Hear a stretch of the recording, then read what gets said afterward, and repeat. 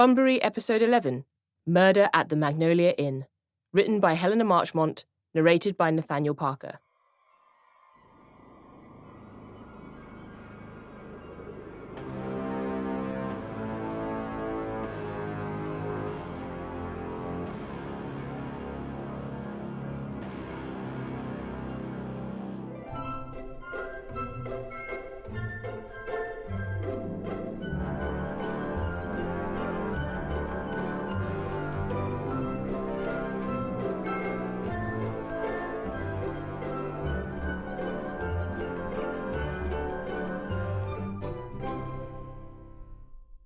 With freedom, books, flowers and the moon, who could not be happy? Oscar Wilde. Chapter 1. A Morning Run. Debbie Crawshaw's alarm went off early, while most inhabitants of the picturesque Cotswolds village of Bunburry were still fast asleep. Perhaps alarm was a misnomer, since it suggested something sudden and disturbing. Debbie was awakened by the gentle sound of birdsong, or the tropical rainforest, or harp music, whichever she had set the previous night. That way, she greeted the day ahead full of energy and optimism, eager to meet whatever lay ahead.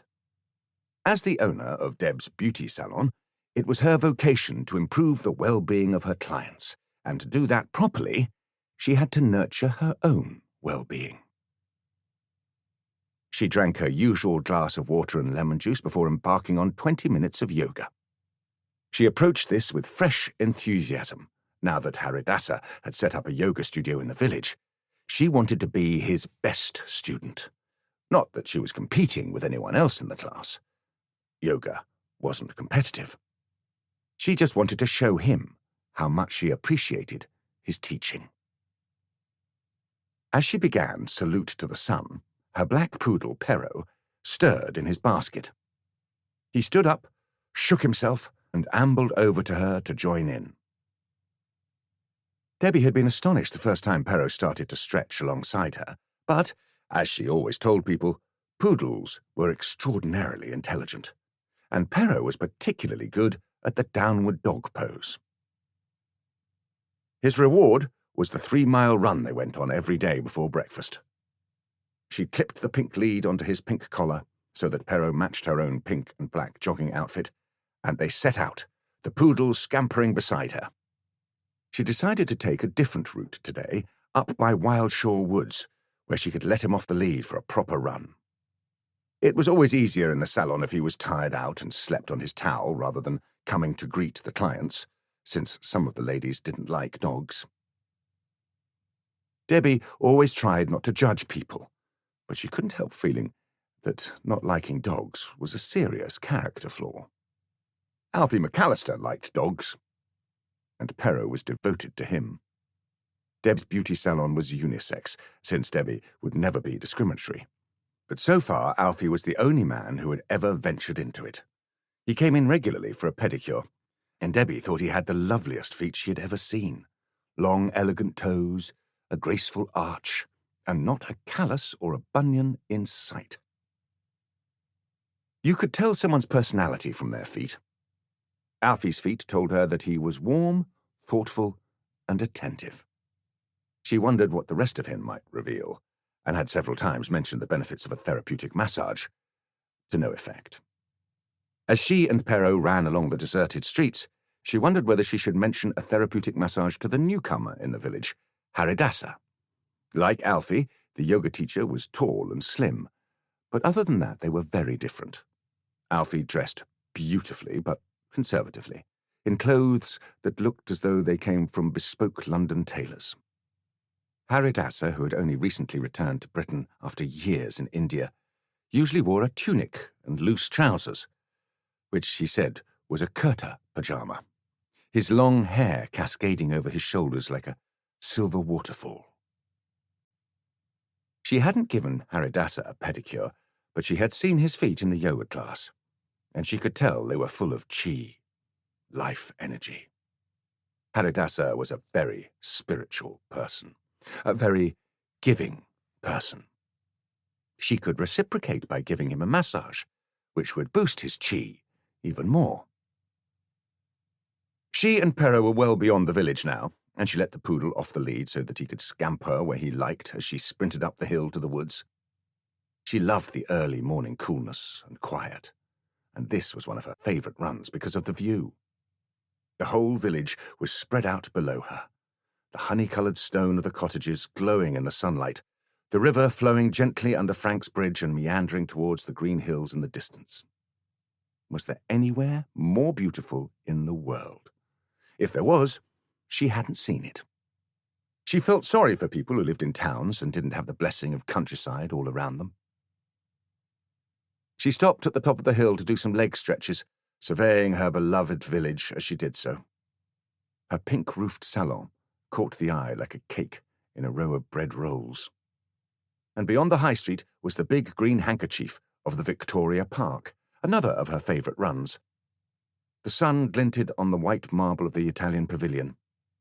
It felt like a sacred space to her now, for that was where she had found Mario Bellini, the most handsome man she had ever seen, even more handsome than Alfie and Haridasa.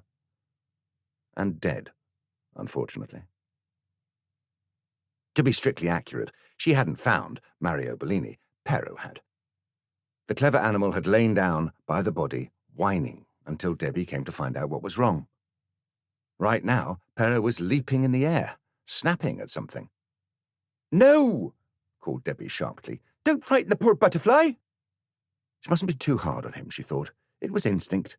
Poodles were originally bred as hunting dogs. Perrault obediently trotted back to her, wagging his feathery tail, and she patted his head. "It's all right," she said. "I won't put you back on the lead yet, not until we get to Candy Mill Road. But you mustn't chase any more butterflies, because that's bad." At the sound of the last word, the poodle cocked his head, looking at her intently, and she was sure he had understood. "Good boy.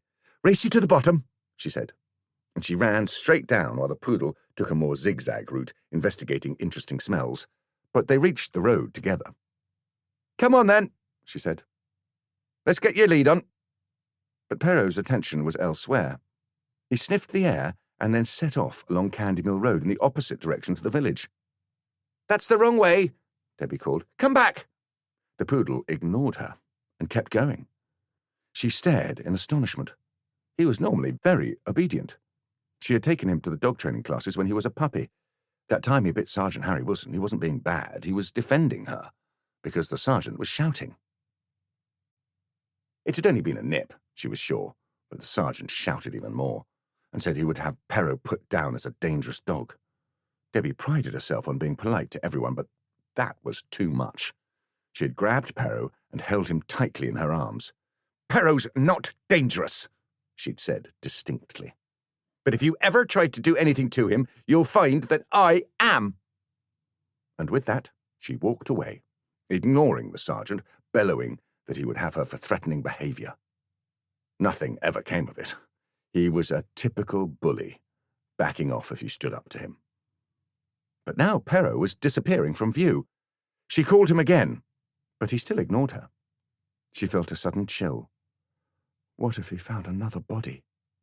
She'd heard there were dogs trained to do just that, and Perrault was so intelligent he wouldn't even need training.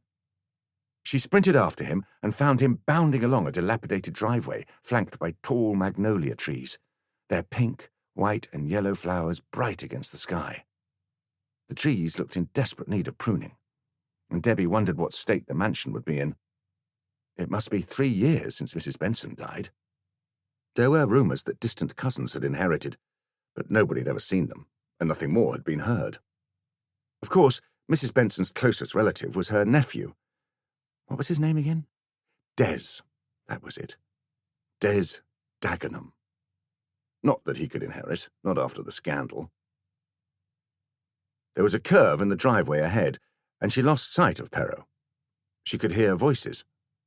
Men's voices. Who were they? Why were they here, at this time of the morning, at a deserted house? Was it the police who had just discovered a body? Or were they murderers? She felt nervous, inclined to double back. But first she had to find Perrault.